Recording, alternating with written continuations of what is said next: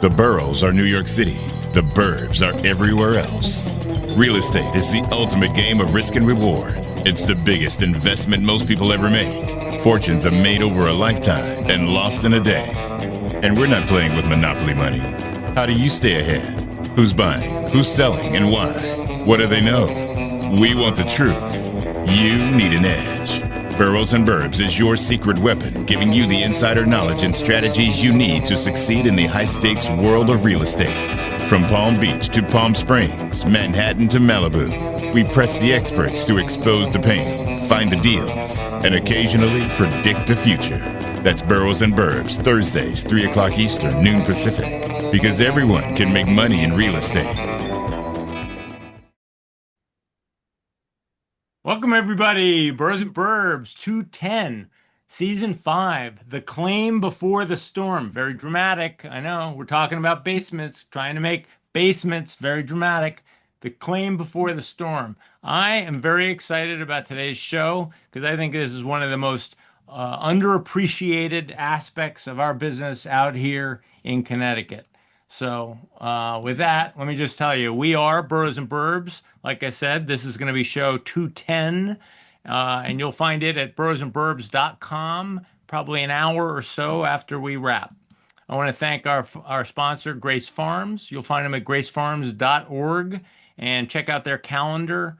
They've got some great music programs coming up this winter. I guess we're in winter. That's my page. I'm John Engel, and you'll find me at elliman.com. And my co-host, Roberto Cabrera, you'll find him at bhsusa.com, Brown Harris Stevens in New York. Our guests today are Larry Janesky of Connecticut Basement Systems, and we're going to find out more about his 50 trucks and his location, his headquarters in Shelton. And we're going to talk to our two guests, Rick Wahlstrom and John Otero of 1-800-Water Damage, and they are 100 locations around the country. And so without further ado, welcome everybody. So glad to have you on the show. Roberto, where are you today? I am in Manhattan on the Upper West Side, so I'm very excited. Yeah, and sometimes you're out on Long Island, right? Southampton. That's right. So we're going to want to bring in, I want to hear a little bit about not just Connecticut today, but whether you actually have basements out in the Hamptons and out on Long Island, which is what? Just a little more than a big sandbar. We actually have a 30-some-plus-year house, and there's always moisture downstairs. It drives me absolutely bananas, and I don't understand how it gets in there and how to seal it. So, and is this a thing in New York, or are we going to just exclusively be talking to suburbans today? Maybe for townhouses. So, because when people are buying townhouses, we go downstairs in the basement, we look at the boiler, and the first thing is like, is it dry?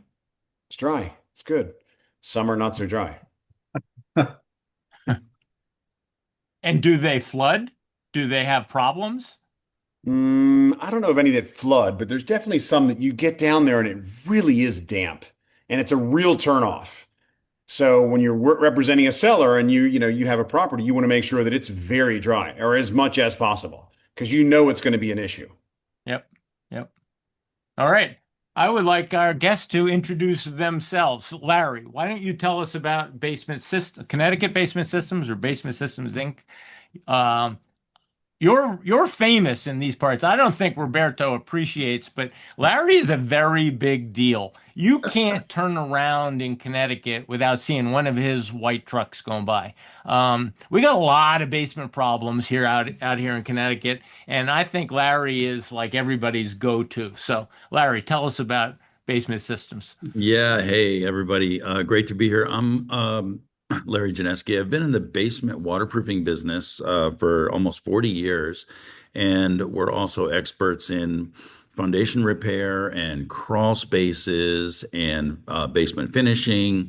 Also, I am an expert at how heat and moisture flow through a building. I train contractors all over North America and have 32 patents on different things, mostly in the basement repair space that we distribute to a network of contractors all over the country. So wherever you are in the country, if you need help, we can definitely get that help for you. And Rick and John, tell me a little bit about 1-800 water damage. Which business are you in and where in the country? Go ahead, John. You're There we muted. go. There you go. Sorry about that. So yeah, my name's John Otero. I'm the regional business coach for 1-800 Water Damage. We have about 100 franchisees around the country, all the way from the West Coast to the East Coast. And we do different kinds of services, right? Water, mold, fire, trauma, bio, sewage, whatever issue you have, we can solve it. I've been in the industry about 36 years. Love the industry. Every day is different. And it's unbelievable how to help our owners. One of the things that's going to be interesting to find out is whether Connecticut has unique set of problems since you're in have a national footprint. I would imagine that the problems are very different in Florida, Texas. I mean, some of these places don't even have basements. But Yeah. I'm based out of Phoenix, Arizona, so we don't have basements over here, but we can help solve any issues out there. excellent. And Rick? I work for 1-800 Water Damage, Belleville Property Restoration. I work in the estimate review and compliance. So day to day, we look at every claim assignment that we receive throughout the country and kind of monitor it, make sure, estimate standards. And then prior to that, State Farm for 27 years. So it was a good fit for me. Excellent. All right, so where shall we start? I think that it's a very big deal. I would estimate at least 50% of the houses in my market in Connecticut have had a basement problem, a water problem, 50%. Larry, is that an accurate estimate? Well, there's two kinds of homes. There's ones that where the basements will have leaked, and the ones that will leak. Right. I mean, a basement, it really is an imperfect structure made up of concrete blocks or poured concrete with seams and cracks in it, or stone walls for old houses. And then you put this, in the ground and backfill dirt against it, and then it rains hard, and we have weather events, and you have gutters overflowing and different things going on, and the soil becomes saturated, and the water finds its way in at some point. So, So it's not just old houses. You're saying a brand new house where the gutters are not performing just because leaves. A new house can have problems too. A new house can have problems too, absolutely.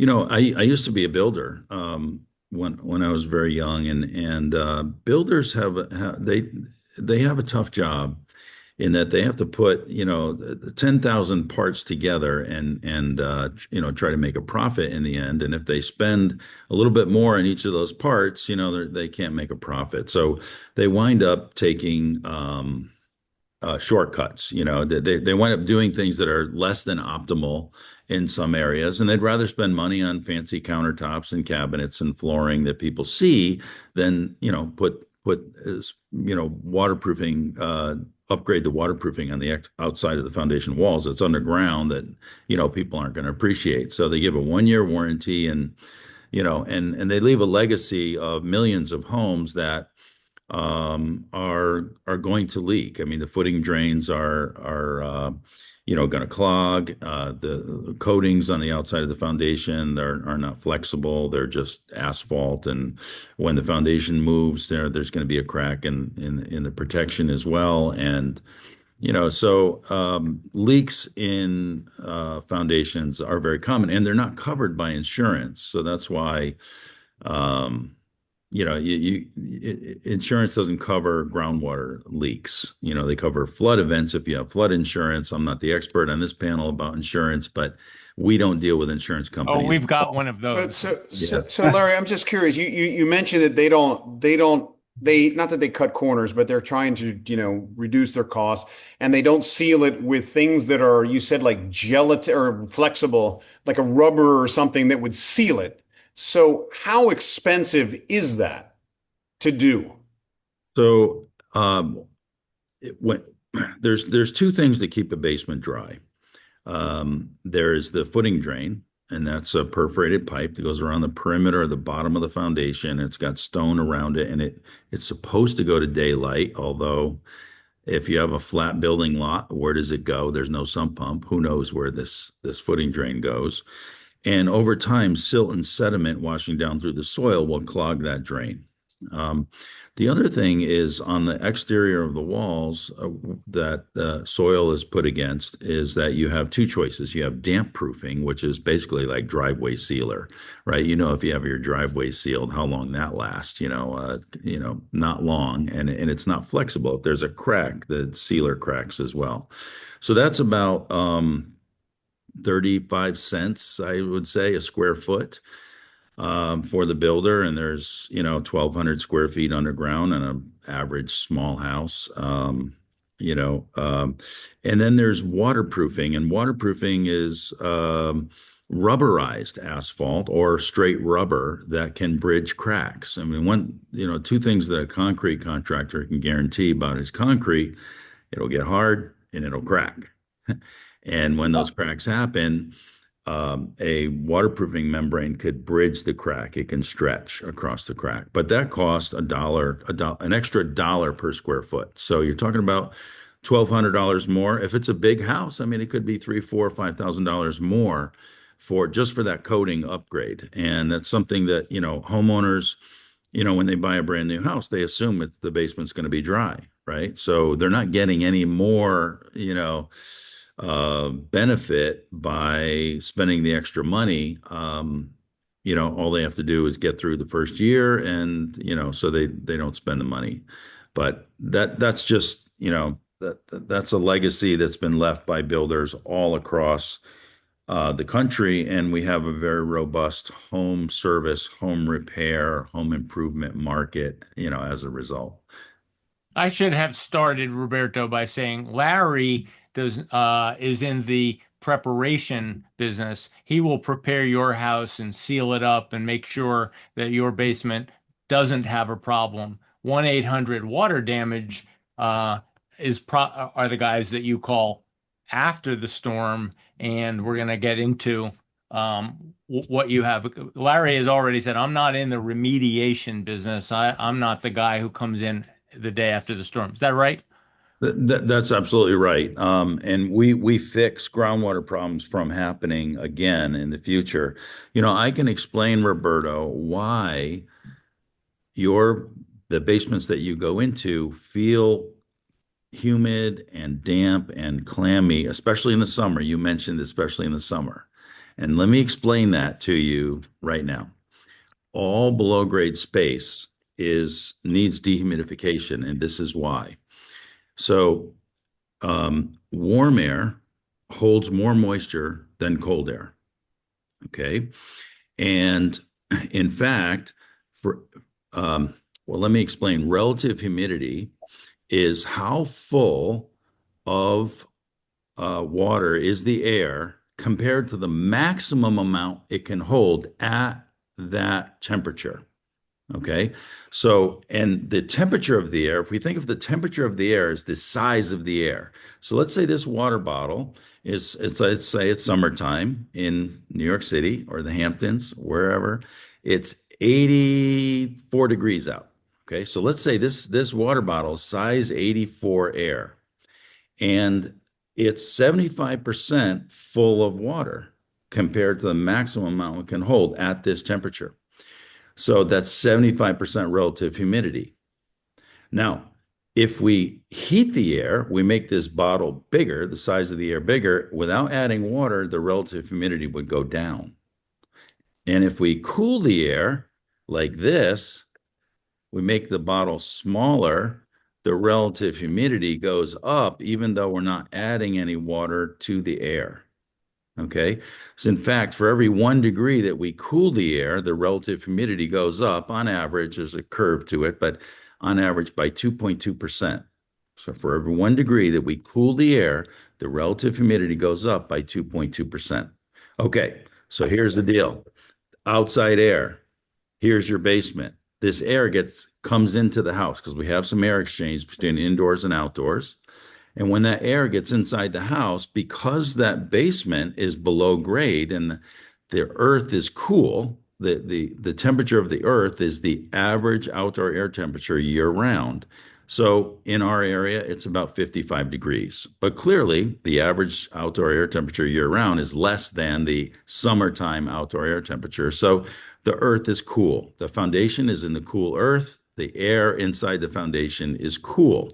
So we bring this 84 degree, 75% relative humidity air into a 65-degree basement, and we cool the air by 20 degrees. And we're raising the relative humidity higher and higher and higher until it gets to be 100%, or that's called the dew point. At the dew point, we get one of two things. If the air was the coldest thing, we would get rain or fog. But the air is not the coldest thing. It's the surfaces that are the coldest thing. The surface of the walls, the surface of the floors that are in contact with the cold earth, and air conditioning ducts and cold water pipes. So you get condensation. But nevertheless, mold doesn't need actual water to grow. All it needs is relative humidity over 75, 80%, and mold is growing all over any organic material. Organic material is anything that was alive at once, like wood, plywood, chipboard, leather, cotton. All these things will grow mold at high relative humidity. So because the earth is cool, that's why you're smelling a musty odor and it feels clammy in there. That musty odor, by the way, is mold spores. Mold produces airborne spores.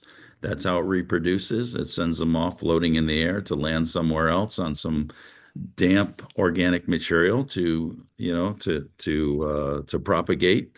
And you smell that, smells musty, and that's why all below grade spaces, especially in the summer, smell musty and feel clammy. In the winter, we turn on the heat and we raise the temperature and we're lowering the relative humidity. So we're using the heating system to lower the relative humidity in the winter, and that's why it's less so in the winter. Many things that we've just covered. I thought there was going to be no math on this test, so I'm already, a little bit undone. We've talked about the fact that we can have a perfectly good new house, but we could have leaves in the gutter or some other situation which causes a water problem in the basement. We've talked about trying to seal the perimeter with different kinds of membranes. We've talked about footing drains. I know that there's something on the inside for an existing house, an old house, 200-year-old house like mine. Many of us put in curtain drains around the perimeter in case that water does, for any of those reasons, get in, it'll go to the edges and it'll get out. That's something that Larry's company can do to a 200-year-old house like mine. Some of my clients, when they're buying a house, will get an estimate from Basement Systems and say, what's it going to cost me to prepare my basement to be finished so that I don't get what Larry just described, cold, wet, damp. I want to finish my space. I'm spending $2, $3, $10 million on this house, and I need every square foot is valuable to me. I want fresh air exchangers. I want humidity control. I want heat control, and I want a smart house. And so all of these things, I think, are contributing toward and this newfound interest in mold and air quality, which is probably more intense since COVID than ever before. All of these things are contributing toward people putting as a realtor, I'm watching a lot more people put money into their basements in order to solve what you've just described. Would you say that the industry has doubled since COVID? This interest in air quality, this interest in, high real estate prices, fixing my home instead of just selling it and buying another one? Is my instinct that the interest has doubled in the last few years correct? Well, what COVID did was, and the long-term effect is it's shown companies that people can work at home, and people are, looking for home office space. They're working at home, so many more people than ever before, and oftentimes they'll finish that space in the basement. Also, a general trend over really decades is that our standards for cleanliness and being healthy are going up and up and up, and we're less tolerant of you know Grandma's basement. humidity and mold and any kind of problem, honestly. So yes, there's definitely the physics haven't changed, but human tolerance for these problems, I think, has. But if I'm building a brand new house and I say, listen, I want to finish the basement. I don't want it to be a raw space. I want to finish it. I want to have carpets down there and everything. So it cannot leak. Can That you, was not that, me 10 years ago. yeah, I told not, my okay. builder, I want to carpet the basement, build me a new house, and I want to guarantee. Yeah, but I know I'm sure a guarantee is probably difficult, but with high probability, can you prepare the house such that it is dry and will not, breach that? Yes. And so that is what I've really dedicated my life toward. When I started in this business, to put a lot of people thought, oh, that house has a sump pump, stay away. It's going to be problematic. When that sump pump fails, you're going to get flooded. And that's true. And I've said, all right, how do we make sure the basement is dry all the time? Okay. Because most basements are dry most of the time, right? It's just when the big storm comes, that big one that everybody's talking about with the wind and the big rain and the power goes out, right? That's when you need it most. And we have a drainage systems, but we have a sump pump system called Triple Safe that has an AC pump, AC backup pump, and a DC pump that's robust enough to take you through any power failure. We can take care of any wall problem. So the answer to your question is you can buy a house, or an investor could buy a house that has a leaky basement and negotiate a great deal because of that, and call us and we can fix it so that exactly what you're talking about. You can get it dry enough to finish that basement with absolute confidence you're not going to have a problem. One last question before we go Hmm. to John and Rick. We use the word guarantee, and Roberto said, "Oh, you can't guarantee." Do you find that people with these really expensive basements want a guarantee, and do you provide one? Yes, and yes. There's plumbing leaks. Like plumbing leaks could always happen, and these guys that do restoration, they're uh, washing machine hoses and water heaters leaking are the two biggest insurance claims, I think. And those are all interior, plumbing leak problems. But what one thing that we cannot control is, like, if you have a little brook in your backyard and it becomes a giant raging river and there's a foot of water against your foundation and against your basement windows and such, that's an outside flood. That is something that we cannot control. But any groundwater problem we can control. So, but And you fortunately, guarantee it. and guarantee, absolutely, yeah. Wow. All right, John, talk to me about storms. Talk to me about the more intense storms, and we keep reading about it in the paper. Hurricane season, we're going to have more storms, and they're going to be more intense. I mean, all over the country, we're hearing about more intense weather, and there's a fear. So, talk to us. What are you experiencing the last couple of years? Are we seeing more claims, and are people getting in front of them, or are they just devastated after the storm? Yeah, so if there's um, it all depends on what kind of storm, right? If there's a lot of rain, it could be a wind-driven rain, right? And in that case, the insurance could probably cover that on wind-driven rain. But then if you have flooding coming from the ground up, right? Unless you have maybe flood insurance or FEMA, Every storm is going to be different. Every situation is different. So what's important is if you see water in the home, some water damage, it's really important that you contact a restoration company to come out and do an inspection. And there's different ways of doing an inspection. You have non-penetrating meters, you have thermal imaging cameras now, different kinds of cameras, Matterport, DocuSketch, but you have to really try to find that and mitigate the situation and try to fix that and remediate it as fast as possible. You really don't want to wait time and see if it's going to be covered. You have to try to mitigate and solve that problem right away. So I haven't heard from talk to my insurance company. I mean, I know the storm is coming. I know that or it's just come, and I call you guys first, and I try and get on your list. But everybody in town is calling 1-800 water damage after the storm, and time is of the essence. And I Yes. haven't heard from my insurance company.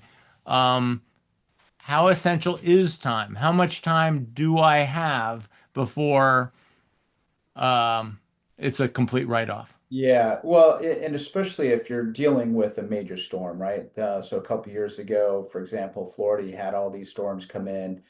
And that's where a lot of restoration companies are ready to help. But in a regular situation where it's not a major storm, you do want to have call in a company. In most cases, almost all the time, restoration companies are 24/7, right? They will come out in the middle of the night. That's our industry. We understand that.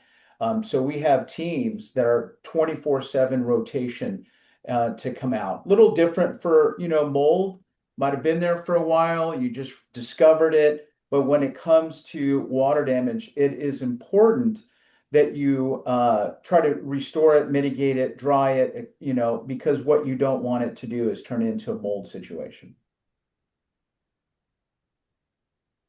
Rick, I'll let you comment as well. I mean, you're right. And two things, Larry, you made a reference that basements, it's not a if it's going to leak, it's just when it's going to leak, right? On those types of water, right? It's inevitable. But the mitigation, most policies, you have a duty to mitigate your damages, whether you have insurance coverage or not. If you have 2 foot of flood water come through your house and you don't do anything, it just sits, and now it's wicking into higher up the wall, secondary damage. Some insurance companies can say, hey, you had a duty to mitigate whether you need coverage applied or not. So I always tell that to the customers that are reluctant. I need to speak to my adjuster. Or I don't want to start this until coverage is confirmed. So we have that chat with them too. What coverage in someone preparing for this or getting insurance coverage in advance of this when you first buy your house, or you first construct it, or you buy it, what term or what clause is missed most, or that people are like, well, I don't think so, that's really the most damaging, that they just should have, paid for that? Well, personally, I mean, in Michigan, where I'm from, we have basements, right?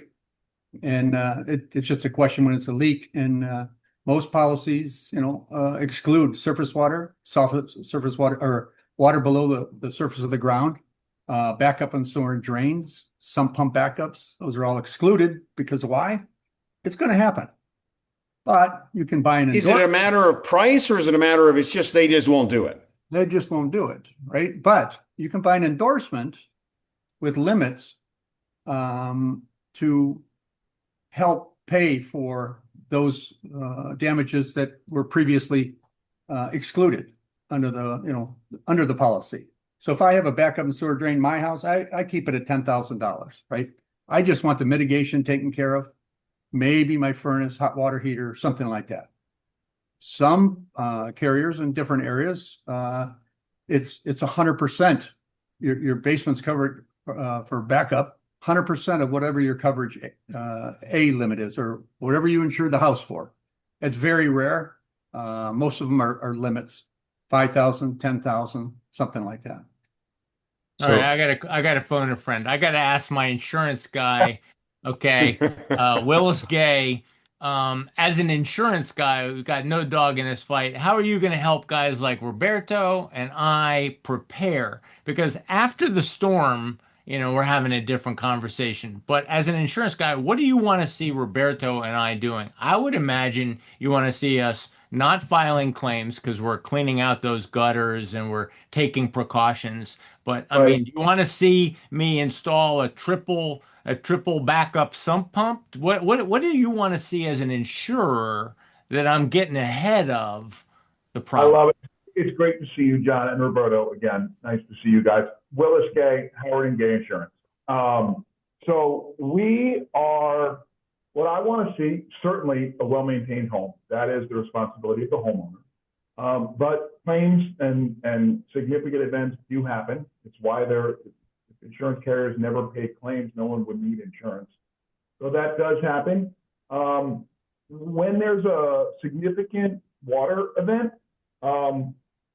my point is, if you can reach your carrier or not, is you're going to get your house cleaned up regardless of whether you do it or the insurance carrier pays for it. If there's a foot of water in your basement, you're going to get that remediated. So don't wait to call 1-800-water damage or whoever it is, the water remediation specialist. Get them over there right away. Get those fans going, those dehumidifiers.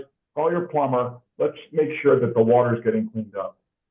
And the second thing you can do and should do is each homeowner should understand that flooding is not a covered cause of loss in a homeowner's policy. Water damage covered. And those are two different things. A pipe breaks, toilet overflows, the washing machine, something goes wrong and there's water everywhere. That's a covered event. But if there's rising groundwater or hydrostatic pressure, which is the insurance term for water building up on the foundation of the house and somehow getting in, that is not covered. But it can be if you purchase flood insurance. Things like water backup and sump pump failure, that generally is covered. And Rick is right that many middle market carriers won't cover that. But if you are in the Hamptons like Roberto or other parts of Long Island where I grew up, in Connecticut where John and I now live, the carriers like Chubb, like Pure, like Berkeley One, that's all going to be covered up the policy. I hope that's helpful. Did I miss something? No, that's good. So I'm going to use a real case study. I actually showed a $2.5 million typical colonial on a flat lot in New Canaan, and my client bought it. And the first call they made was the Connecticut basement, and they said, "How much to waterproof this unfinished basement? We want to finish it." And I think the price came in at something like, for $75,000, we could do a curtain drain around the interior. We could put in the triple backup sump. We can get it for $75,000 to a place where we could guarantee that it's livable. We can guarantee. And I think that's important when I want to just talk about that as a $75,000 may be eye-popping for a lot of people, but relative to the cost of the home and relative to the cost of most insurance claims right now, it's not a lot of money. And so they did it. And a couple years later, with the real estate business doing what it's been doing, they sold the house for $3 million. There you go. Yeah. Yeah, that's what Larry about usage. If you're going to get a home office, if you're going to get a 1,000 square feet for your young kids to play in down there in the winter, it can be worth it spending that kind of money. And when it's done right, we actually had Connecticut Basement do a house that I used to live in Westport. They did an awesome job.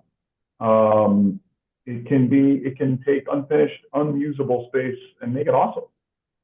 Yeah, and I would say 75,000 is a lot. I mean, we charge everybody the same price per unit, per linear foot, square foot, and so forth. But that would be a big house. I mean, that would be a big basement, Larry, right? that's the only kind of houses we have in New Hampshire. I know, I know. I got to remember what podcast I'm on here. Saying. But like a 4,000, let's say it was a 4,000 square foot house. So it's the foundation is 2,000 square feet. It has 10-foot ceilings. To really prepare that in the method you had explained prior would probably, I mean, ballpark would be an expense of what? Um, 20 24,000. I mean, our average job is, 15,000 or, 12,000, but obviously the bigger the house, the bigger, the more we have to do I and the think more it that costs. sounds reasonable for Yeah. the guarantee, right? Yeah, I mean, I mean, we say this like if you, okay, I mean, like, whatever, I don't know what your average house is here, but if you have let's say a two-story house, right? And there's 2,000 square feet per story. So that's 4,000 square feet. And then there's 2,000 square feet in the basement, right? So let's say this house cost, I mean, speaking in these terms, $1 million. Okay. You have 4,000 square feet for $1 million. And then if you add, if it's $25,000 to the basement, now you have 6,000 usable square feet. You couldn't use it before because, when a big storm comes, it leaks, more or less, and it's unreliable, and we just can't put anything down there, can't finish it. I mean, it's a bargain. To finish a basement is bargain space because, you're not adding to the footprint, right? You don't have to put an addition on, and the roof is already there, the foundation's already there, most of the mechanicals are already there. All you got to do is actually finish the space that you already have there. So yeah, I mean, but you've got to make sure that it doesn't leak and that mold won't grow. And to the so to the point, about mold, yeah, I mean, what I explained before is that all below grade space is going to have high relative humidity. That's why you need permanent dehumidification in all below grade space. And we actually manufacture the world's most efficient dehumidifier, and we install thousands of them every year. And when I say efficient, that's the most water out for the least electricity in. But it moves a lot of air and it'll keep a basement dry. And if the air is dry, the air circulates everywhere throughout all the building materials and dries all the building materials out, and mold doesn't stand a chance. and a device like that costs what? $2,000. Okay. And Willis, That's a if key hang thing hang you on, just hang on a second, John. And Willis, so if We're I've excited done now. all of this, if I've done all of this, Right. does my premium come down or can I eliminate that clause? Like if I say, listen, we built this house, I want to insure it, but we've done everything. It's ready to go and it's sealed tight. Yeah. But the carrier's going to be aware of that, and that will definitely help you get coverage. And then things like installing the sump pump, having the sump pump have a battery backup. These are all credits that get applied to the policy once it's in place. So it's a good idea for sure. Not only because it lowers your premium, but also more importantly, it gets ahead of potential claims, which even if the insurance carrier pays for it, who wants to deal with that? It's a Yeah, of pain, course. in and out, Yeah. you got stuff, you got to replace, it's a mess. All I right, want to John, get sorry. at this. He said the mold word, and I got to tell you that there's nothing, no word out there makes buyers more hysterical, and I don't use that word lightly, hysterical, than the word mold. When they go through the inspection and somebody says, and the inspection never says you have mold. There says there's a possibility of mold identified here, there, and the other spot. Now maybe it's where the attic fan is leaking. The bathroom fans are. There's some spot and some reason we can identify it. But I have people walking away from multi-million-dollar homes over the suspicion of mold. Did you just say that if we put in proper dehumidification, mold cannot grow and we eliminate the problem, and I don't have to do a $6,000 mold remediation, in order to buy the house? Okay, well, there's prevention and then mitigation, two different things. But if you keep the relative humidity in a space below 65%, 60%, let's say, because it really matters at the condensing surface. In other words, my air could be 65%, 60% relative humidity, but the surface of that wall where the mold would grow is cooler and the relative humidity is higher at that surface. Okay, so, but if you keep the relative humidity in a space below 60%, 55 is better. It can't Mold will grow. not grow. Mold won't grow. Now, you mentioned bath fan. That's a different environment. That's the attic. And if somebody has a bath fan exhausted into the attic, you can create a tremendous mold problem just from that. Because when you take a shower, a hot shower, you're creating steam and you're pumping it into the attic and it's condensing on the cold roof surface and you get mold all over the bottom of the roof. So you've got to duct the bath fan to the exterior. Now, this is interesting because the electrician puts in the bath fan, right? But the electrician doesn't do anything that looks like a pipe or a duct. Okay. That's the HVAC guy's job. That's the plumber's job. That's not my job. So a lot of houses, the bath fan never winds up getting ducted to the outside. So at our other division, Dr. Energy Saver, where we air seal and insulate attics and make houses more energy efficient, we are ducting bath fans out all the time. And we see the mold that they cause when you don't have them to the outside. So there's different environments. There's below grade, there's the attic, but there's relative humidity, there's flood events, there's pipe leaks, right? There's windows that leak when in a wind-driven rain. There's all kinds of moisture sources, right? So the bottom line is that when you keep organic material, which is wood, that's what we build houses out of, dry, mold won't grow, right? If you keep the relative humidity down. So you got to fix leaks and control relative humidity, and you'll never have a problem. So John, are you also seeing an increase in mold related cases? So John, when you talked a little bit about some clients might walk away from the possibility, there's an option of you can bring in an industrial hygienist to do a report to see what is if there is an issue, right? You can call in a restoration company that can do an inspection using a thermal imaging camera to see if there is moisture issues, right? If there's a leak, if there's what it is, because a thermal imaging camera it's a surface temperature differential, right? And so if there is wetness, moisture, let's say around the wall, or if there was a slight leak from the roof, you'll see the difference in the color. So what will happen is using a thermal imaging, you'll see the area maybe like a purplish, right? And in that case, then we're using other meters to check and see if there is a moisture issue in that home. So there's different ways that we can, instead of the homeowner or the potential client walking away, we can do some inspections and try to not lose that sale, especially if you're trying to sell it, right, John? I got to tell you, it's really, really hard because on the spectrum of what you're willing to tolerate, I've seen people who are, who grew up, chewing on lead paint all the way to, I want zero, mold and water quality, and radon are absolutes in this day and age for a lot of people, and they don't want any mold. And we try and tell them what Larry just said, which is if you control the source of the water, you don't have a mold problem. Right. But and there's always going to be mold spores, right? You in the room you're in, I'm in, there's always going to be mold spores. They're everywhere.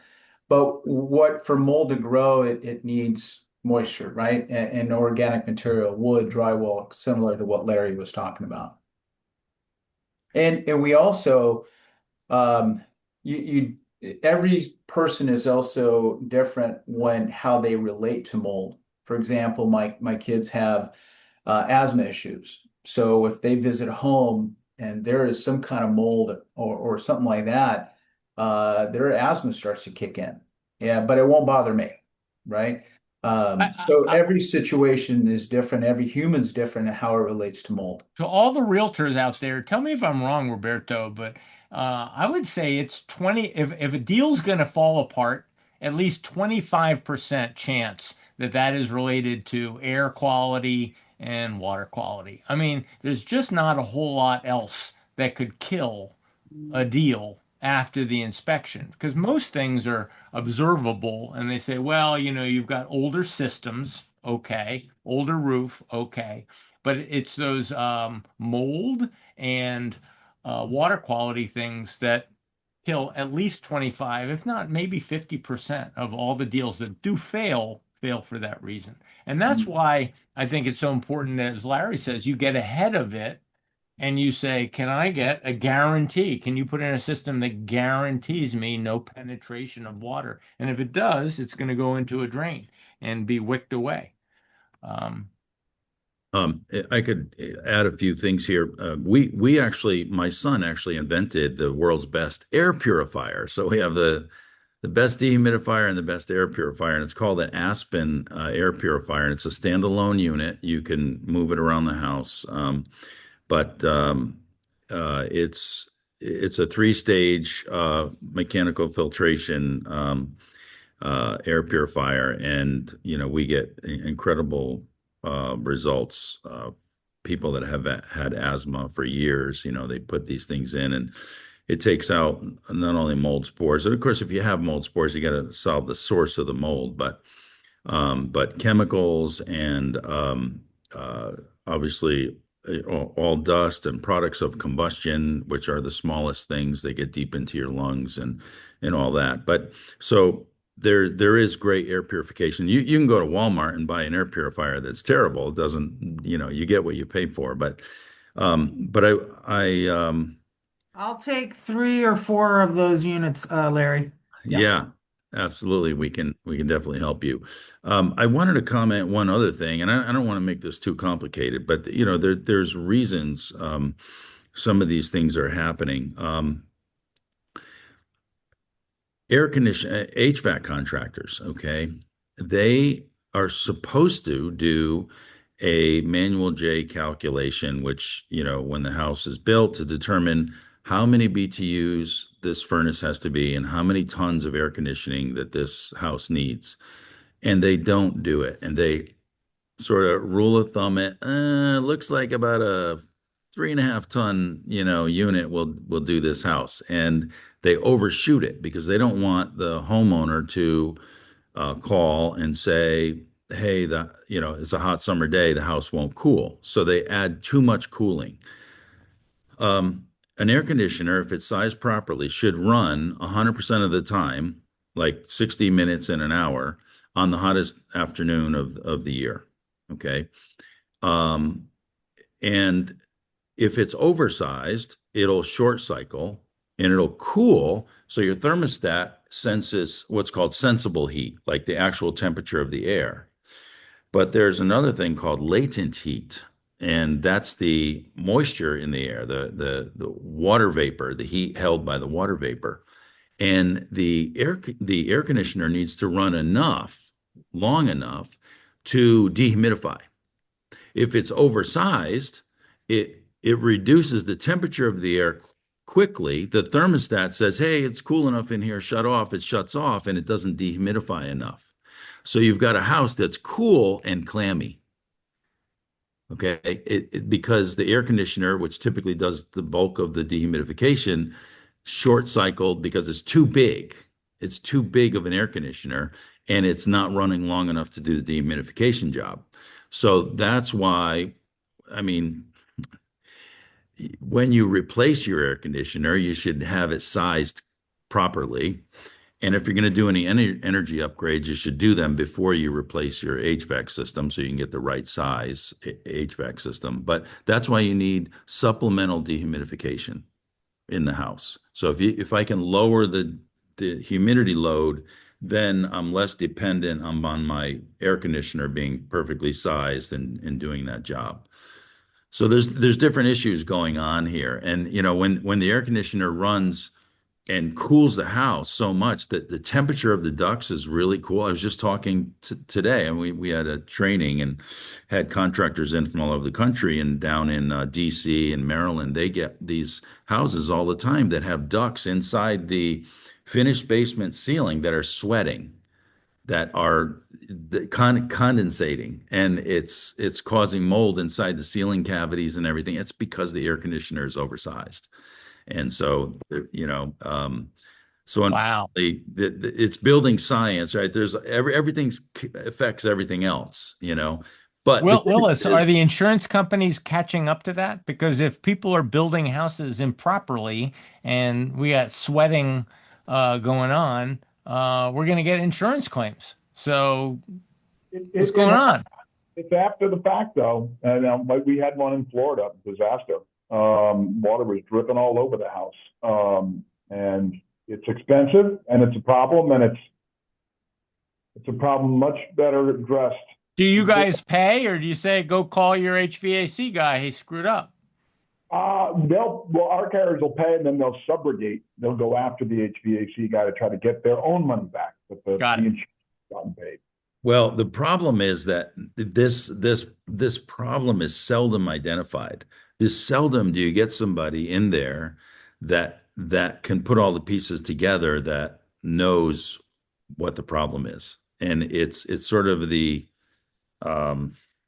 you got to be a detective, and that's what we do. We go in and we can figure out whatever your moisture problem is, your humidity problem, your air quality problem. We can figure out the actual source and get it fixed. So And write a patent on it. I love the fact that you're writing patents and your son. So I'm just trying to imagine what dinner time table conversation is at your house where they're like, about that dehumidification yeah. problem, I have an idea.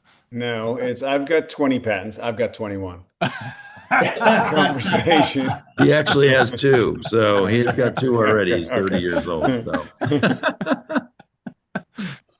What kind of call? What is prompting people to call? I'm imagining that people call Larry when they move into a new home and they're like, "I want to finish it.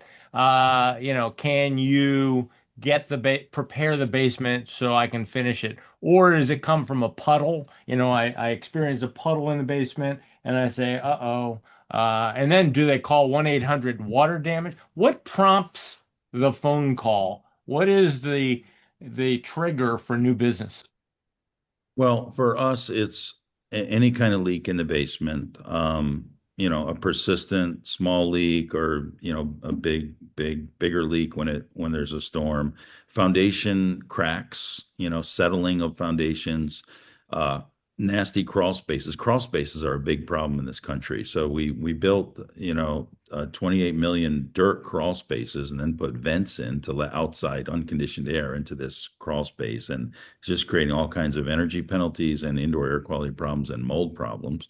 But we fixed that. And I actually pioneered the solution to that. It's called crawl space encapsulation. I invented it.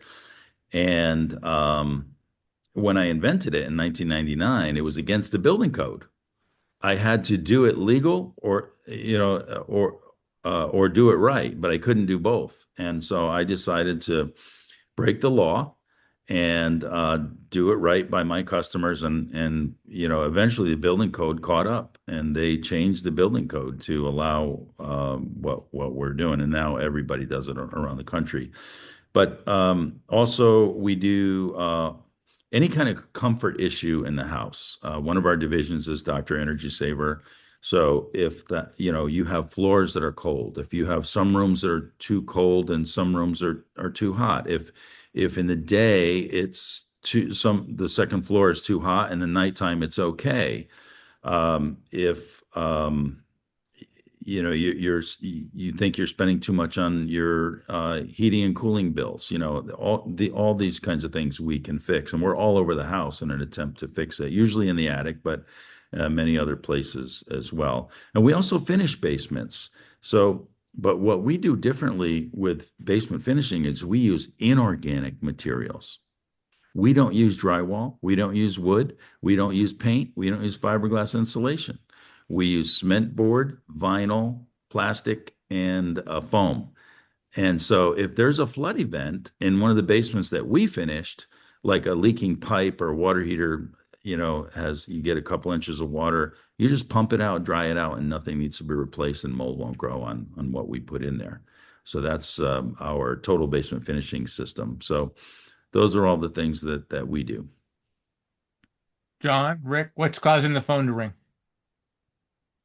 Well, we have to realize with any restoration company, 1-800 water damage, the phones are ringing not just water, right? It could be fire issues, smoke odors, mold issues, trauma issues. You sell property, John, so it could be trying to remove odors from cannabis or cigars or cigarettes, right?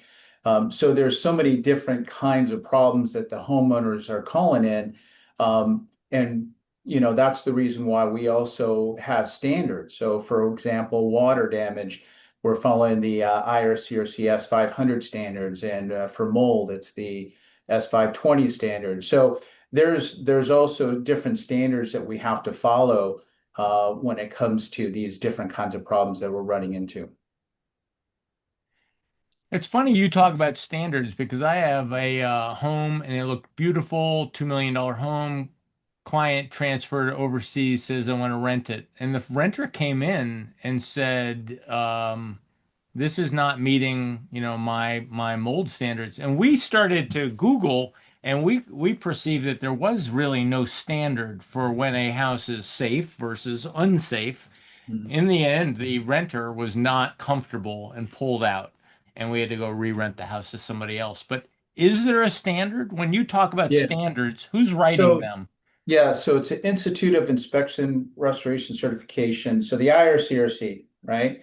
So there are standards for a restoration company to follow when it comes to mold remediation. So when we go into a home and we find that there's mold, we get an industrial hygienist, do a scope report, let us know what's going on. We'll go in, we'll do the remediation. There are protocols that we have to follow. So those are the IRCRC S520 standards.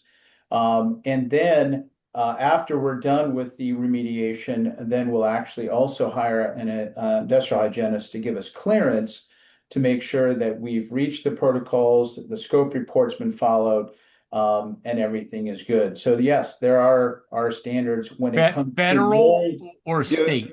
that's what I was going to ask. Yeah. Federal Yeah. or state? So no, there's no federal. Well, I'm sorry. So each state there could be a mold standards or regulations. For example, Florida has mold regulations, New York, Texas, so on and so forth. Each state has or might not have mold regulations. But when it comes to the restoration industry, we do have to follow IRCRC standards because there are different protocols in every situation. Across the country. Yours is an industry Every standard. restoration company that's in business, they should be IICRC certified. Not only certified, but there's multiple certifications, right? So WRT, ASD, AMRT, fire, so on and so forth. So there's different standards on that. So for example, 1-800 water damage, our headquarters is in Ann Arbor, Michigan. We actually have a flood house. And so we flood it, and then we show our owners how to dry it properly on that. So not every restoration company has their own flood house, but we have our own standing. It's outside. So when we flood it, regardless if it's wintertime or summertime, we've got to get it back to dry standards. John, if you ever have a tenant who's not happy with how the place smells, give us a call. There you go. Aspen That's in it. there, and they won't smell a thing. There you go. Guaranteed. And if it doesn't work, we'll take it back and give you all your money back. I mean, Yeah. it works. It's amazing. And You do that's that a in Manhattan? dehumidifier. That's the air purifier. But Air purifier. but if the relative humidity is high, if it's below grade space, you'll need dehumidification as well. Yeah. You do this in Manhattan, in buildings, Yes. apartments? Yes, and we have a company called Quality First Basement Systems in Perth Amboy, New Jersey, stone's throw from Manhattan, and we take care of the city as well. So, but the moral of the story is all these problems can be fixed. I mean, there's no unfixable problem. They can all be fixed, and the important thing is to understand what the problem is and have somebody who's an expert who understands what the problem is. That unfortunately, the HVAC contractors are the ones that get asked most often about air quality issues, and it's really, as just to make a blanket statement about the industry, it's really not their thing. What amazes me is that we've got these high tech, we're looking for these high tech solutions sometimes, and the MERV 11, MERV 13, how pure is the filters and all that. Whereas I'm watching homeowners selling their homes who don't see that the gutters are clogged or that they have a crack in the gutter and the gutters are not functioning properly and Yeah. the water is pooling up near the foundation or the foundation is not pitched properly. There's so many simple ways that we could solve this before we write the $25,000 check to Larry to build me a curtain drain in my basement, right? Yeah, I've seen the dog digs a hole against the foundation in the summer, under the deck, and creates a hole and creates a water problem. So you're right. Sometimes it could be simple things like so gutters are very important. A 2,200 square foot roof, which is a small roof. I mean, your roof's We don't have those in New Canaan. right. Your shed is 2,200 square feet, um, but just a small roof, a 1 inch rain is 1,400 gallons. That's 11,200 pounds of water. And if that, just a couple leaves over the downspout can clog that gutter, and the whole roof is overflowing over the gutter and right against the foundation, and that could cause not only a water problem but a structural problem. So gutters are important to manage roof water and not only keep the gutters clean, but get the water away from the house, not just dump it at the four corners of the foundation where it's most vulnerable. So that everything is connected to everything else, the house, the system. I And think that's one of the problems where if you have somebody who's a specialist in one thing, they're looking for and at that one thing and not considering the whole, sometimes some of the other pieces that are really important. I think the other situation too, John, is there's so much information for everybody, right? So everybody thinks they can do it themselves. They can go to YouTube or they can watch a TikTok video or whatever, and now they're an expert. And when it comes to your home, it's the biggest purchase most likely you've had, right? And it's the biggest investment. So why take a chance on trying to do a DIY when really you should be calling in the experts, especially if you're running into, what Larry's doing or water damage or mold or anything like that. You really should bring in a professional because it is the biggest investment that you have. This has been tremendous. I've been having such a good time. I lost track of the time, but Roberto's given me the hook. I want to just thank you guys. This has been We've got an tremendous. appointment. 1-800 water damage. You got to go check out their website. And they are 100 locations national, coast to coast. And this is my go-to, and I'm going to put them in speed dial on my phone because one of these days I'm going to have a storm and I'm going to need these guys. And I want to thank Larry over at Connecticut Basement Systems or Basement Systems. Wow, we learned a lot. There was some math involved, but that's okay. I think I tracked along that we got to keep humidity down. And if we can keep the humidity down and the air purification up, then I won't have a mold problem. I want to thank my partner, Roberto Cabrera. I'm John Engel again, and you'll find me at element.com, Thank you, Grace Farms. And you'll find this episode within the hour at burrowsandburbs.com. Thank you, gentlemen. This has been tremendous. Thank you so much. I think Really we could have done great. this for another hour. I think that the takeaway is that I would call my insurance man first and say, can we lower my bill with some preventative measures with basement systems, right? And can we lower my bill by, getting ahead of my next claim with 1-800 water damage? What do you say, Willis? I like it. I like it. Good strategy. Start with your insurance man. All right. Thank you, guys. Love this. Have a great day. Great show. Thank you. Thank you.